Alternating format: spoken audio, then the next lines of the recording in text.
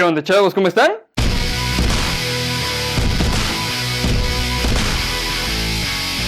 En la Grecia antigua, los artistas creían que la inspiración era obra de las musas, diosas que bajaban del Olimpo para ayudar a los mortales a crear grandiosas obras de arte. En nuestros tiempos somos menos supersticiosos y menos crédulos, así que sabemos que las ideas creativas no son obra de los dioses. En su lugar tienen orígenes menos sublimes o de plano son obras de meras coincidencias de cosas totalmente random. De hecho, esto aplica para algunos de los personajes más famosos de la cultura pop, como por ejemplo, número 4, la flojera de Stan Lee dio origen a los X-Men.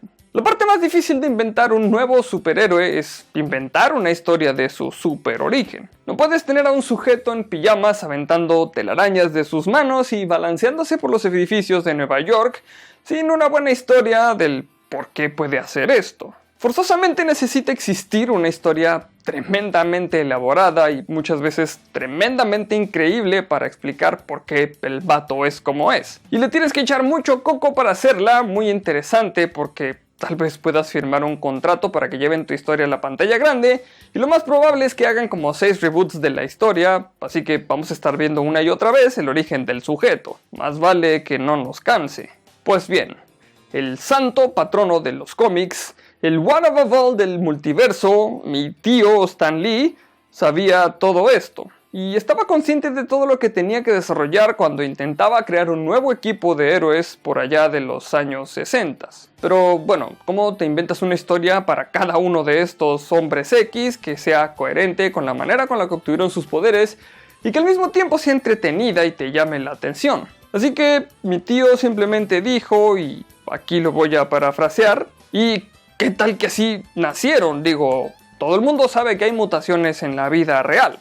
Hay ranas que nacen con 5 patas y así. Puede ser que estos muchachones tengan los poderes que yo quiera. Solo voy a decir, bueno pues, son mutantes. Así nacieron. Nadie me puede discutir eso. Desgraciadamente Stan Lee no le puso 5 patas a Toad, pero bueno, básicamente así es como todos los X-Men obtuvieron una historia de origen y así fue como todos tuvieron sus asombrosos poderes. Con el superpoder del es mi cómic y yo lo hago como yo quiero. A partir de aquí todo fue sencillo. Ángel nació con alas porque en esos entonces Marvel no tenía un personaje que pudiera volar. Iceman surgió porque mi tío Stan Lee quería un segundo Antorcha Humana, así que hizo un personaje con el poder opuesto a este. Aunque, bueno, no fue del todo malo esto. Los X-Men son de los personajes más queridos en la historia de los cómics y esto se debe específicamente a quiénes son. Los X-Men son odiados por el mundo solamente porque nacieron diferentes. No es difícil el razonar por qué los fans se identificaron tan rápido con ellos. Quién sabe cómo hubieran resultado las cosas si mi tío se hubiera pasado todo un fin de semana inventando animales radioactivos para que mordieran a cada uno de los personajes. Número 3. Un doctor mexicano creó a Hannibal Lecter. Un montón de novelas policíacas están basadas en hechos reales, sobre todo las que tienen como personaje a un asesino serial. Un escritor lee una noticia en el periódico acerca de un sujeto que mató a unos jóvenes en un campamento y de pronto piensa, ¿qué pasaría si el sujeto este tuviera machetes en lugar de manos? Y todo lo demás es historia. Pero la manera en la que Thomas Harris, el autor de las novelas de Hannibal Lecter, se le ocurrió su más famoso personaje es muchísimo más perturbadora y también muchísimo más random. En 1960, Harris trabajaba como escritor para una revista y fue enviado a México, más específicamente a una prisión en el estado de Nuevo León para entrevistar a Dykes Askew Simmons, un criminal americano que estaba preso por asesinar a 3 hermanos. Pero no te confundas.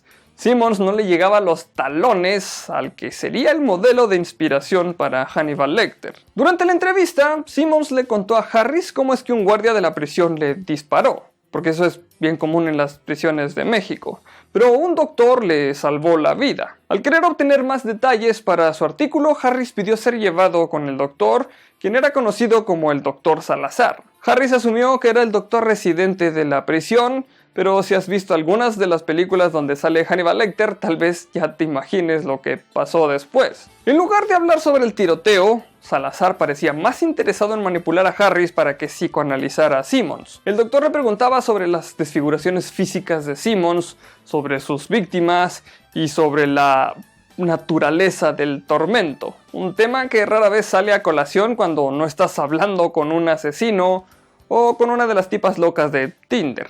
A pesar de eso, Harris admitió que el hombre tenía cierta elegancia. Después de la reunión, Harris le preguntó al director del penal cuánto tiempo tenía Salazar trabajando en la prisión, a lo que el sujeto le contestó que Salazar era en realidad un recluso y que de hecho era un recluso considerado demasiado loco como para ponerlo en libertad alguna vez. Salazar había sido un cirujano que había utilizado sus habilidades para empaquetar a su víctima en una caja sorprendentemente pequeña. Años después, Harris escribiría El Dragón Rojo y utilizaría como uno de los personajes principales a un doctor asesino con una habilidad muy especial para entender a otros asesinos, y así fue como nació Hannibal Lecter. Por supuesto, como sucede a veces en la vida real, la historia real de Salazar no fue tan fantástica como en el libro, y ciertamente nunca se vio involucrado en un escape espectacular de prisión que incluyera el desollar vivos a los guardias. Salazar realmente terminó saliendo de prisión, pero se dedicó a proporcionar asistencia médica a los adultos mayores, hasta que murió en 2009, para que luego no digan que no hay personajes mexicanos interesantes. Número 2. Un bug creó a Ermac de Mortal Kombat. El ninja telequinético de Mortal Kombat tiene una historia complicada de origen, incluso para los estándares de la franquicia, donde un ninja vestido de amarillo dispara arpones de sus manos. Sin embargo, el cómo fue creado es una historia un poco más sencilla. Como muchos de ustedes, Ermac fue un error.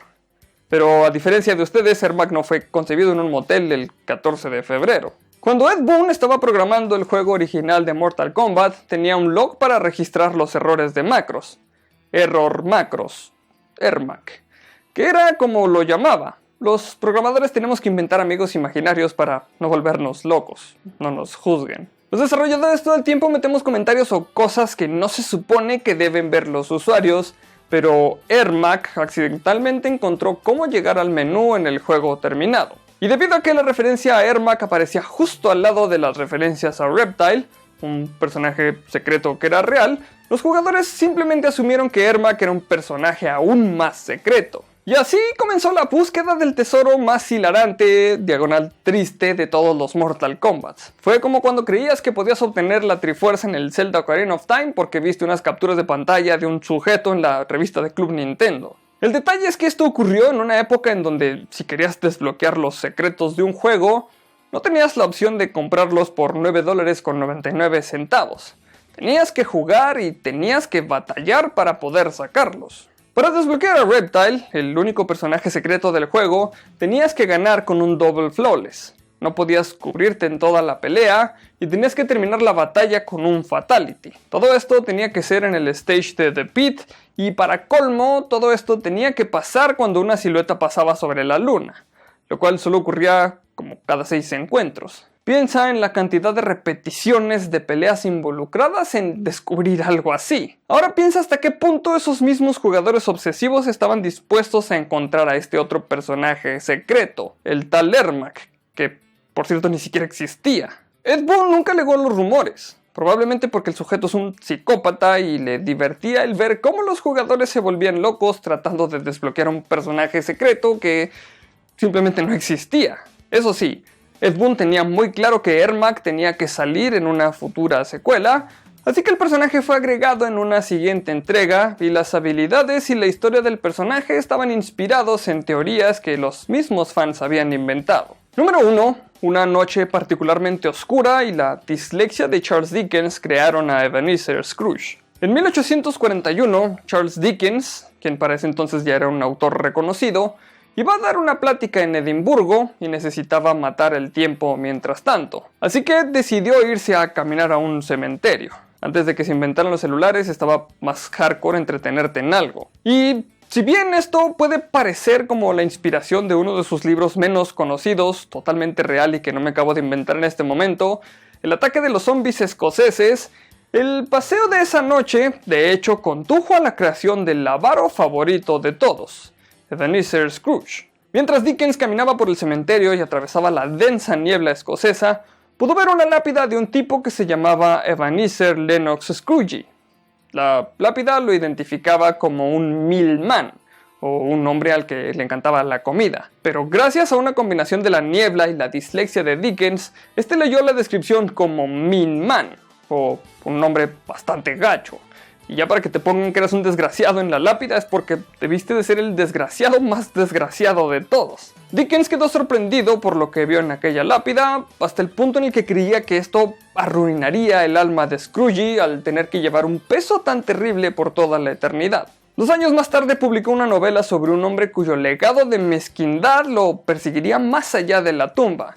Y gracias a Dickens, el ponerle a uno de tus hijos Ebenezer es un acto tan vil como ponerle a Adolfo. Irónicamente, el verdadero Scrooge era un sujeto al que le encantaba la fiesta, y de hecho se metió en problemas con la iglesia de Escocia por embarazar a una sirvienta, obviamente fuera del matrimonio. Y supuestamente todo esto ocurrió en un cementerio, porque aparentemente los cementerios es donde a los escoceses les gustaba pasar el rato. Y también se metió en problemas por interrumpir la asamblea general de la iglesia por agarrarle el trasero a una condesa. Si Dickens hubiera conocido la verdadera historia de Scrooge, probablemente el cuento de Navidad sería una novela erótica de un sujeto que visita las casas de las mujeres con las que tiene hijos regados por el mundo para celebrar la Navidad. Ciertamente sería más interesante ver una adaptación de esta historia.